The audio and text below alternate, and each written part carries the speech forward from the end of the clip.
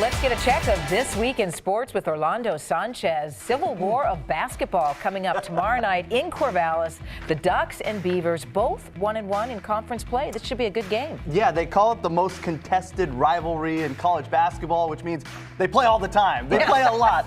This goes all the way back to 1903. So this is the 349th meeting between the two. So it's going to be a good old-fashioned rivalry game. It's in Corvallis, and like you mentioned, they're both 1-1 in conference play. They've played the same teams, so you kind of get a gauge on how good each team is. And when they stack up against each other in those opponents in Utah and Colorado, this looks like it's going to be a close game. Well, are both teams considered still to be in the hunt for a possible conference championship, or we're not there yet with either program? I think if we're realistic about it, I don't think that they're at that point where you can call them contenders for a conference championship, but they're in the mix. They're in the middle of it, and you could say, hey, maybe they squeeze in and get one of those at-large bids in the NCAA tournament or even a postseason tournament, which would be a win, especially for the Beavers. I was going to say, being the Beaver fan I am, when you said in the hunt for the conference title, I'm like, no. But, going 500 in the Pac-12 would be wonderful. Yeah, I mean, the Beavers won 5 games last year. They won 1 conference game all of last year. They've already topped all of that. So that's awesome. They're 1-1 in the conference, 2 games in. Yeah, and that second game, they should have won against Utah. I'm just saying. Went down to the wire. 2-point game. Can I redeem myself? Is this women's hoops now? I thought that was this is still men's basketball. Men's basketball that is Stephen Thompson. That man can ball out. There we go. Hoops. Okay. The question is this. I always thought when it comes to this time of the year, Oregon State women had the leg up on Oregon women. Yeah. This year, it looks like, Orlando, based on the rankings, that is not the case. Yeah, a bit surprising. I mean, this is a good problem to have. Both teams are really good. I mean, the Beavers are 16th in the country right now. The Ducks are 9th. They have their best ranking ever as a program. It matches their 1982 ranking. Wow. So, I mean, these teams are red hot. They are rolling right now.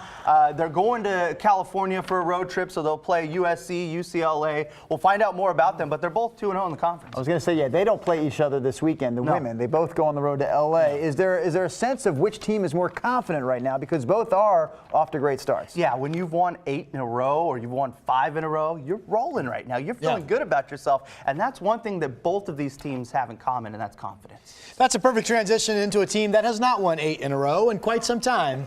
The Portland Trailblazers. Well, we actually thought it was a perfect transition to hear from the actual women's basketball teams, Rod. How about that? Well, that's a good transition, too. All right, let's go back. There's a confidence in that I know they have. Where we can get stops when we need them, and then we can execute, and we have. I think starting off 2-0 this year instead of 0-3 like we did last year definitely helps us and gives us momentum and some confidence. I think that's something that we have this year is a little more confidence than we did last year. I think we expect more out of ourselves.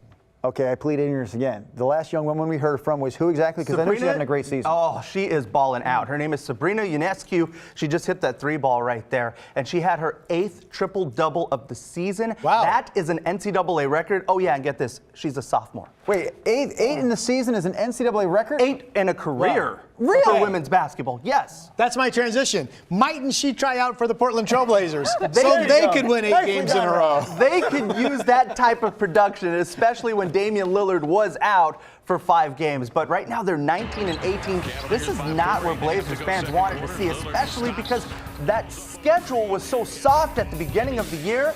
Now they're in trouble as they get into the thick of things with so many tough games ahead. They face the Atlanta Hawks at home on Friday, the worst team in the league.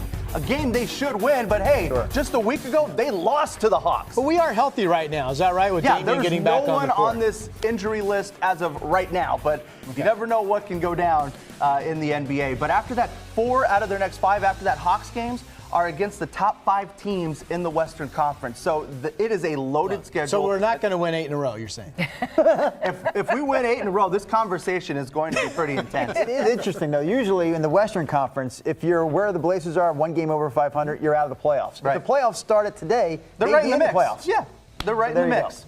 So that's the silver lining in all of this. And you're doing a Facebook Live regarding the Blazers here at 3 o'clock. We do it every Thursday, so join us on Facebook Live. Leave us your questions, your comments. You can also join us on KGW.com, where we kind of mix it up. We call it Blazers 3-on-3, where they 3 different topics, and we give you our predictions, and you can disagree with us and let us know how you really feel. So as soon as Portland Today's over, they can go to Facebook Live. There you go. Join us there. And let Orlando know how you really feel. I like that part. Yeah. I always say you can never get too much Orlando Sanchez. I like that. That's a ring. Thanks for coming by.